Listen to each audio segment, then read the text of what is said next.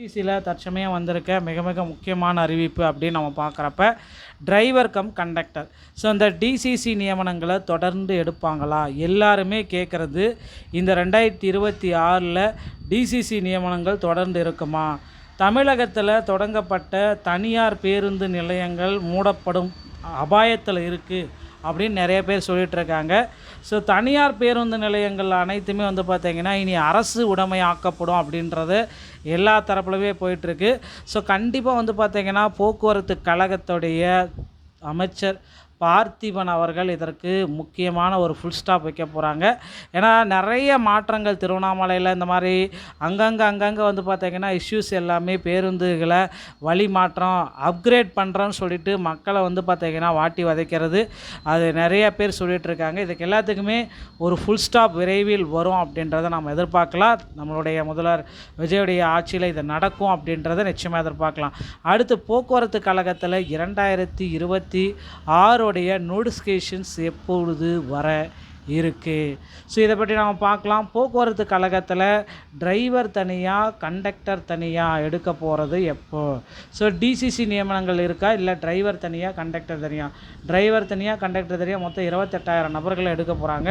So தமிழக அரசு போக்குவரத்து கழகத்தில் காலி பணியிடங்களுடைய வெள்ளை அறிக்கை, ஸோ போக்குவரத்து கழகத்தில் டிஎன்எஸ்டிசியுடைய ஒரு வெள்ளை அறிக்கை அப்படின்றத வெளியிடுவாங்களா?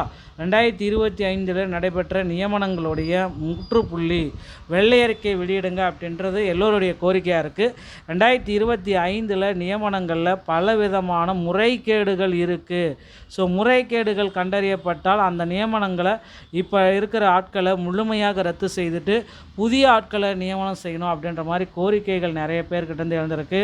அது மட்டுமே கிடையாது, இன்னொரு 850 பேருக்கு போஸ்டிங்கே போடாமல் இருக்கிறதுனால அந்த நியமனங்களை முழுமையாக ரத்து செய்கிறதுக்கு நிறைய வாய்ப்புகள் இருக்குது அப்படின்ற மாதிரி தகவல்கள் வந்திருக்கு.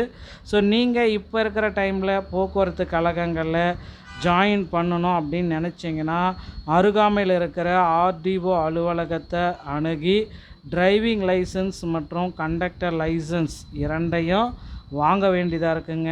ஸோ கண்டிப்பாக போக்குவரத்து கழகத்தில் ஜாயின் பண்ணுறவங்க இந்த டிரைவிங் லைசன்ஸ் மற்றும் கண்டக்டர் லைசன்ஸ் டிரைவிங் லைசன்ஸ் வாங்குவது எளிதுங்க. எளிய முறையில் வாங்கிக்கலாம். ஓட்டுநர் பயிற்சி பள்ளியை அணுகி எல்லாம் ஸ்கூல்ஸ் ஏதாவது ப்ரைவேட் ஸ்கூல்ஸ் அணுகி நீங்களால் டிரைவிங் லைசன்ஸை வாங்க முடியும், ஓகேங்களா? ஆனால் கண்டக்டர் லைசன்ஸ் வாங்கணும் அப்படின்னா கண்டிப்பாக ஆர்டிஓ அலுவலகத்தில் தான் கொடுப்பாங்க.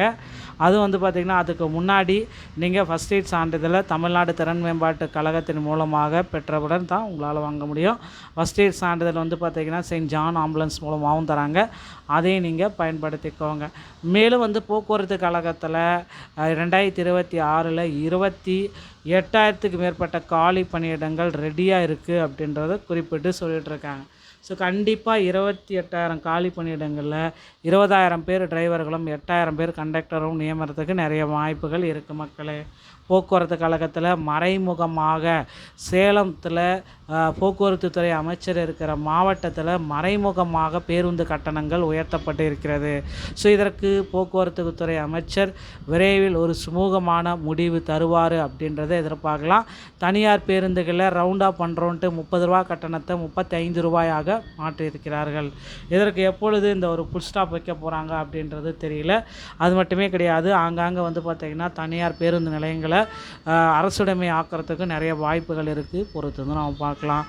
தமிழக அரசு போக்குவரத்து கழகத்தில் இந்த மாதிரியான செய்திகளை நீங்கள் உடனுக்குடன் பெற நீங்கள் நம்முடைய சேனலை சப்ஸ்கிரைப் அண்ட் பெல்லை கிளிக் பண்ணி வச்சுக்கோங்க.